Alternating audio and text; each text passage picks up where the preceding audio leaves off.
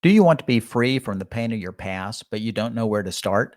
Join me today as I continue my discussion with Paul Speed, founder of Whatever It Takes Ministries, as we talk about how do you get to the root of these things that continue to trouble your soul. Hi, this is Phil and Priscilla Fretwell here with Savage Marriage. We're going to talk about how God is healing and restoring marriages today from betrayal, addictions, and the wounds of their past. And what He did in our marriage, He can do in yours too.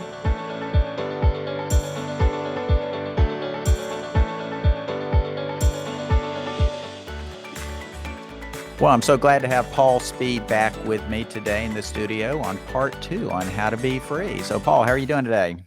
I'm doing great, Phil. I really enjoyed doing our last podcast together, so I'm really looking forward to doing it again.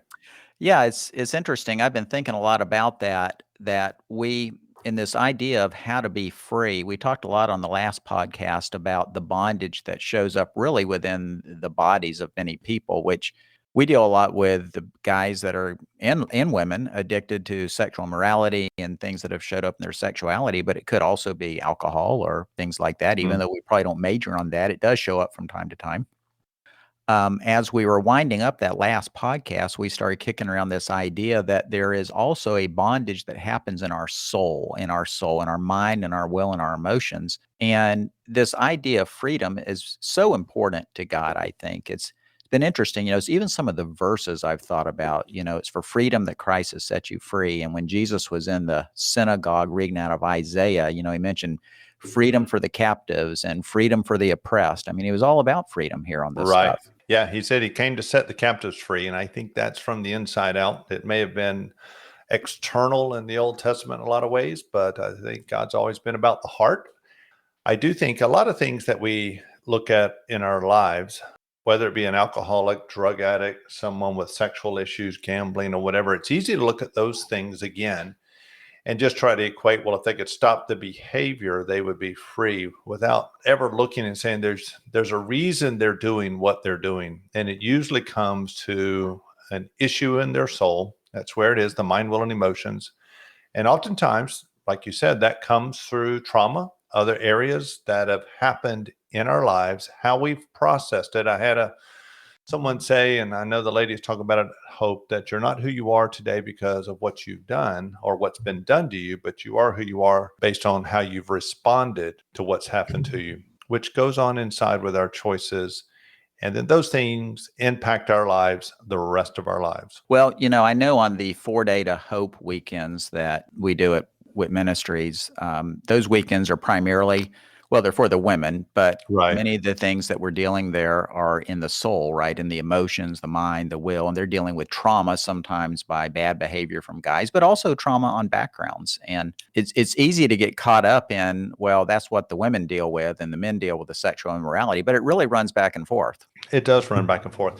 Part of the weekend for the men, we get into a concept called Overcoming the Lies You Believe, where we help take men back to areas in their life of things they've believed, like I'm a failure, I'm stupid, nothing I say matters, I must protect myself, or I may be hurt. It's just a whole host of what we call common lies. But Phil, it's fascinating when you get past just the listing of that lie to ask the question, where do you think that started? And oh boy, oftentimes it's tears, oftentimes it's gut-wrenching pain. To hear a story of an uncle, a dad, an absent dad, or a dad that was there full of anger, the things he would say, you'll never be worth anything, etc. A school teacher, a mother, things happening. And oftentimes it may not just be words, but it may have been physical abuse, sexual abuse. They impact us deeply. And then years later, we're carrying out behaviors that we look at and we go, boy, if I could just stop this behavior. And we have no idea that something's driving it. Like we were saying in the last podcast, deep down, something is at the root. We tend to look at the behaviors first, I think, and we say, why are you doing that? And we should be saying, what happened to you? Because that's where it comes from. And I know in my own life, I thought I was dealing with porn issues and masturbation issues and sexual immorality, and I was, but I didn't realize there were deeper issues going on there. Same for me. And I grew up in a fairly, what when I always looked at my past, I always looked at it and said, "Oh, it was good." It was kind of happy-go-lucky. I didn't have a dad who was angry all the time. He wasn't an alcoholic or a gambler and that sort of thing. He didn't cheat on my mom.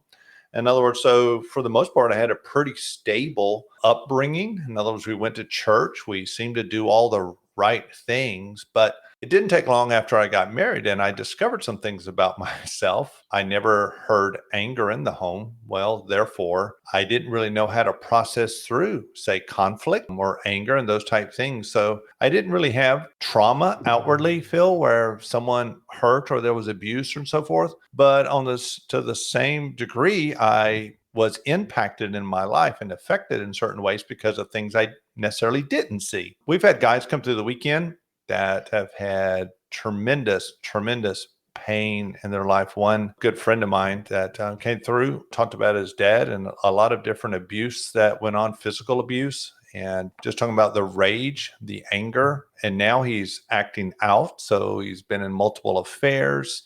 Child Protection Services has had to come in and pull the kids away. And it looks like a train wreck. But when you peel back all the layers, it goes way back in this man's life. It does. It does. It seems like many times you wind up boiling down to what is the deepest, darkest pit they've ever been in that they've been afraid to tell anybody about. Mm-hmm. And it's kind of where that shame resides, Conviction tells you that you've done something wrong, but that shame tells you that you are wrong. You are a mistake. And when you feel like that, boy, all sorts of other things start coming out to numb that pain and compensate for it, including many of these behaviors. I had a gentleman recently that you would say he's a womanizer, been with 50, 60, 70 different women, destroyed his marriage. And you look at this guy and you just say, well, he has a sex problem. Then you find out when you pull all those nasty little layers back about being raped multiple times by some boys. And then when you begin to help him connect those dots and you see that he has spent the last 20 to 30 years of his life trying to get close or have sex with as many women as he can because he's trying to prove to himself that he's not one of those guys. Mm-hmm. Or he's not, you might want to say, of homosexual nature and so forth. In other words, it's just trying to compensate. A lot of guys come and, they'll say their problem is masturbation. So you're looking at something external and they're, I'll do anything to stop. I'll do anything. And I explain to him, I say, well, it's not always because you've got some high sex drive or whatever else. I said, in fact, I would say most of the time you're doing it to comfort yourself. Yeah. In other words, something bad happens at work or someone disappoints you.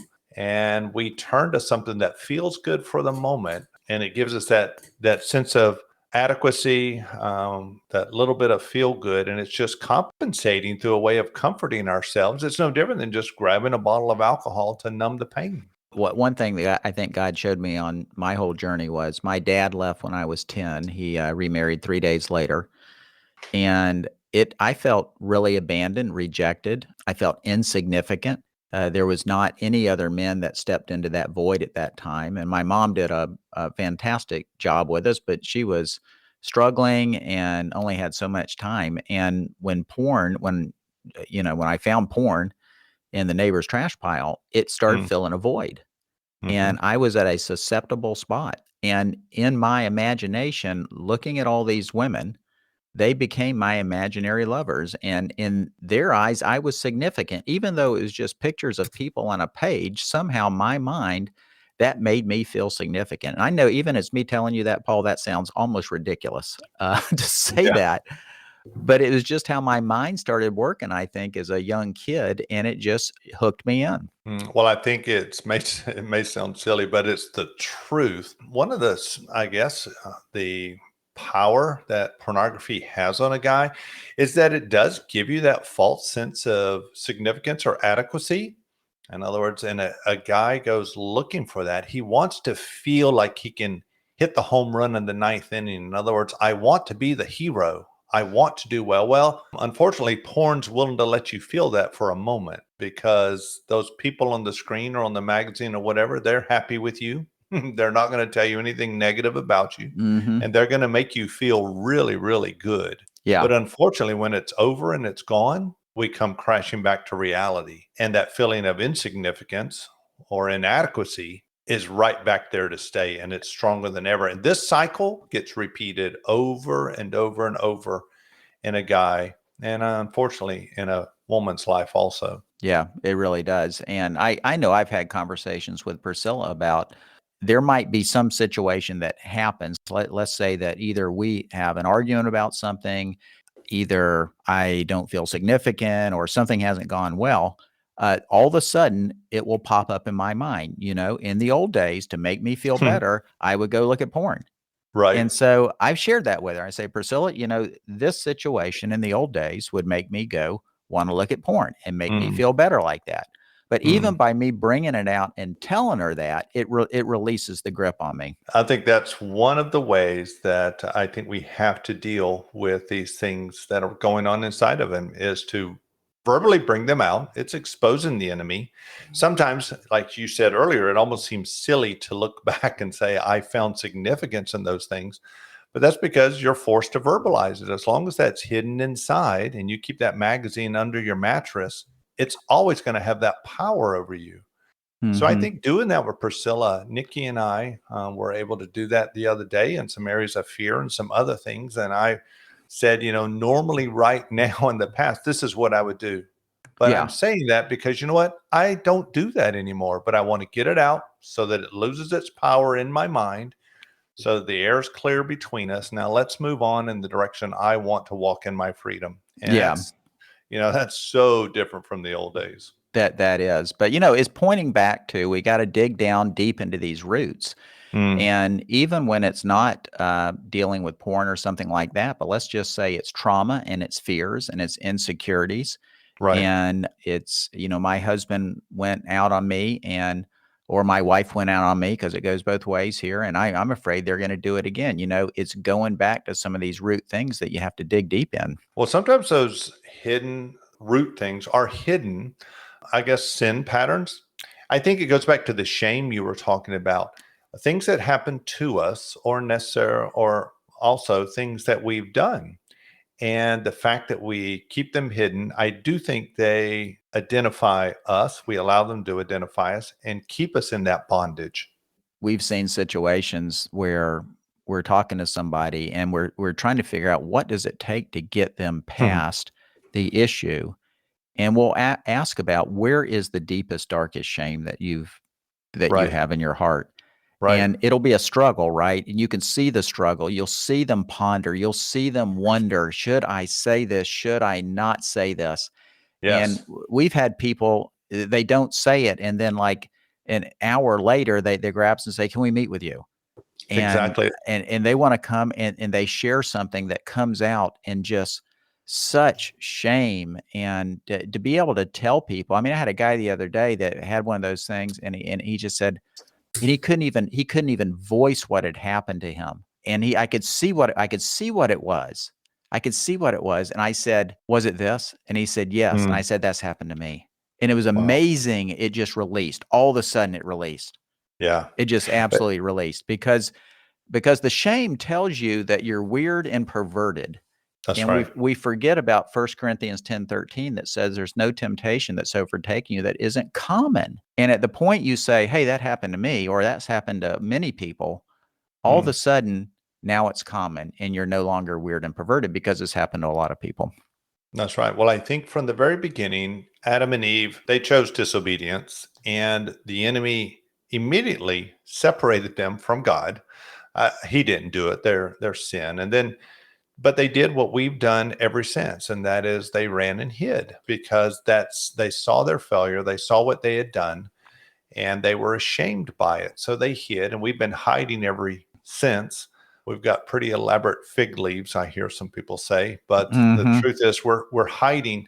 On the weekend, on my men's weekend, I'll ask guys about hooks in their lives, and the hooks are those type things. And I'll say, what's the biggest area you feel the most shame about? Or I'll say, ask yourself the question, what is the one thing I swore I'll take to my grave? And suddenly you can see just the facial expression sometimes, or the demeanor on some, and it's there. But I also know they've got to come to a place to where they're willing to renounce that, to bring that out, to expose it, like that guy did with you. I had Yeah. a father bring a son who had flunked out of college because he had a porn problem and he couldn't stop looking at porn. So he was failing classes. He was a good student. And so he came on the weekend. The goal was, my son has a porn problem. Can you help him? So he's there. He's learning just like everyone else. And Phil, we got to this area talking about shame and trauma and this type of inward bondage in our soul. And we began to describe hooks and what hooks do to you and how you think you can move on past something, but they keep pulling you back. I encourage the guys, you got to get them out. A married guy may need to tell his wife and so forth, but a single guy, I said, who's a mentor? Is your father or so forth there? So he asked one of the guys helping on the weekend, he said, can you and my dad go outside? I've got some hooks to tell you. So this kid got it. He heard the message. He said, I know I've got him. Well, wow. He went outside and there was molestation going on. He had been doing something with another boy. There was a girl from church that he was also being sexual with. He had a host of things that nobody else knew about except the other people involved. And yet he's been carrying all of that. And the only thing that's been exposed is porn. So it looks like he has a porn problem. And porn wasn't the problem at all. When this kid got free in his soul, now it took some cleaning up to do because there were other people involved. But the dad and his mentor and the guy on our team got involved with that. And in a couple of months, this kid was soaring. He's married a year later. He's got a couple of kids. He comes back and serves on the weekend. A dynamic young guy, free in his soul. And therefore, the external took care of itself. A lot of people, I think, wrestle with, okay, I know the behavior and I know there's something on the inside, but how do you help somebody get down to the root when they have no idea what that might be? Well, I think two things come to mind. First of all, continuing to talk about what's happened in our life and be willing to go there and you keep asking those questions and going back. Well, when did that start? Or, well, who was involved in that and when did that start? And a lot of times it may be feelings. In other words, I've always felt this way. Well, really, when did that start? When did those feelings first come in? Another way is to look at other events that have happened, sometimes trauma type events, times of being really embarrassed or ashamed, or things that have happened to you. Another way, Phil, and I think it's always part of it, is we've got to pray. And God knows our heart, God knows the soul, God knows our past and our future. And by humbling ourselves and asking God, would you show us where this started? Would you show us where this came in? And a lot of times that's what's amazing, is to see things that the person had no idea or completely forgot about. And suddenly it's brought back and it's all connected. So I would say those are the two things that come to mind. Yeah, I was thinking of the verse that says that when the Holy Spirit comes, he will lead us and lead you into all truth. Also, all truth would be truth even about your background, what happened to you. Because I think sometimes we're equating all these things to lies. I mean, we're guessing, and even some people are speaking things over us because everybody's got an opinion on this stuff. Well, they And do. And when something happens in your life, Phil, like I know in my life, whether, I had some run-ins with a basketball coach and was put in a pressure situation. So I made a decision. I didn't feel, quote, I had support from my parents. I didn't really know where they were in this. So I just quit. And it just became a pattern in my life of just quitting things. When things got tough, I just quit. But the lie out of that is I'll never, ever be successful. I'll never be able to complete things. In other words, there were lies that came out of the situation. And I think a lot of times when we go back to trauma or difficult situations, run-ins with teachers, run-ins with siblings, maybe, or others, what the enemy's doing is he's looking for an opportunity of pain, of uncertainty, of confusion, but it almost always involves trauma or pain. And at those times he speaks, and he speaks a lie, and he's looking for you to make an agreement with it. And when that happens, boy, those things get buried in our soul. And and they last, well, they'll be there forever unless you really allow God to put his finger on it, renounce it, expose it, and begin to walk over it. well, Paul, I'm imagining that people listening to this, that there could be many people that have questions on this, on what they can do. I mean, if they want more information on what's happening at Whatever It Takes Ministries or get to you or get to your conferences, how do they do that? They can do that through the website, witministries.com or whatever it takes ministries.com. They can look on there. We've got different events, obviously the 4 Days to Freedom and 4 Days to Hope, which will help them individually do this. There's also a weekend called Hearts Restored, where we do get into more issues of the soul from the trauma and bondage, things like that, and how do we walk through those as a couple. And that's a really incredible weekend. But they can contact us by phone, email, or of course the events online, the intensives, which is probably the direction we would steer them anyway, because that really is the best way to get started in this process of discovering what's been going on inside of me and how is it impacting me and how do I get free. Yeah. Well, I would certainly highly recommend both of those, all of those conferences. And Paul, I will tell you, when I came clean with Priscilla, it just worked out. She went to 4 Days to Hope within like 5 days, and within in the Wow. next weekend, I was at 4 Days to Freedom. It just worked out. God put that all together, and we have commented many times that if that had not happened for us like that, I don't know where we'd be today, because it just got us to the right spot of humility and brokenness and showed us both what we needed to move forward. And so we certainly highly recommend those. And we sometimes are able to be at these conferences and help coach people and share, which we love doing. Yeah, you guys are great. And you're a huge asset to the ministry. So we are very, very blessed because of that. Well, Paul, it's been so great just having you on for these 2 sessions. I really appreciate it. I appreciate you, the ministry, and just love what you're doing there. And we'll continue to be in your court and helping in ways that we can. Awesome. Thank you so much, Phil. And that was my conversation with Paul Speed over 2 podcasts, which were really great. And I've invited Priscilla back into the studio today. I'm back. Yeah. Well, Priscilla, you've listened to both of those podcasts on how to be free. What did you think about that? You know, this has been such an important part of our reconciliation, right? Yeah. Is looking at our healing in our soul.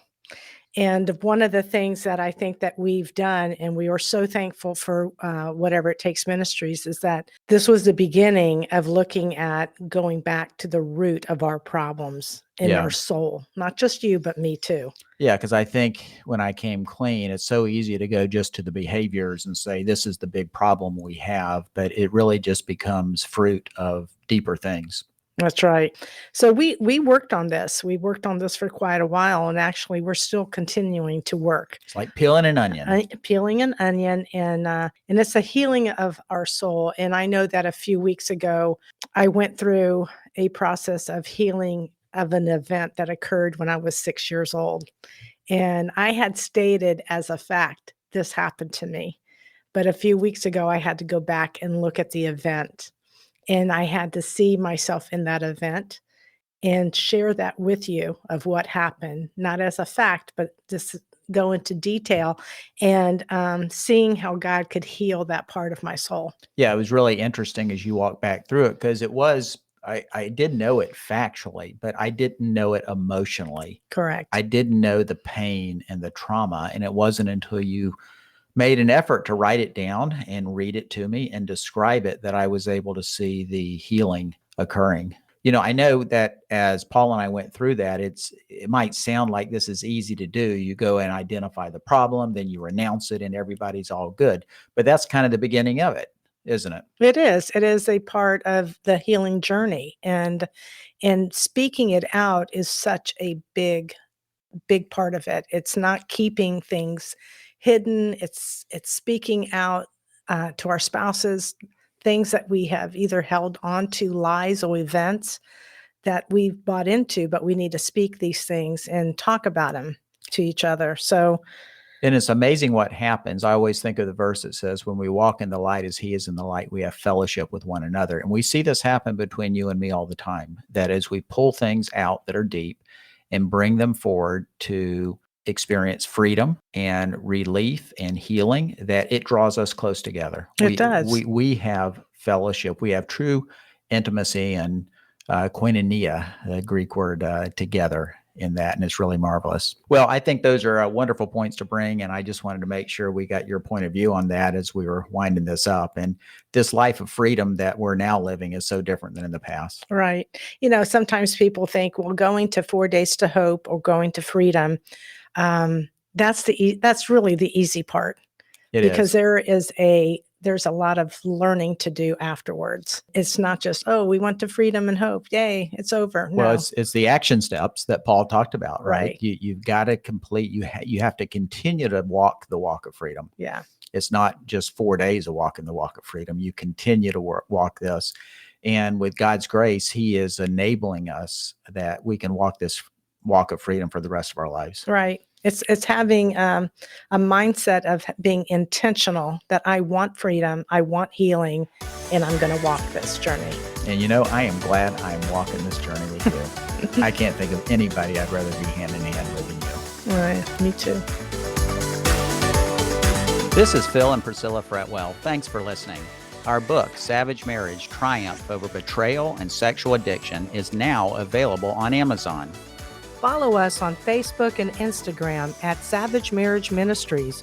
Also, join our Savage Marriage community at savagemarriageministries.com. And remember, it's God who is at work in your savage adventure.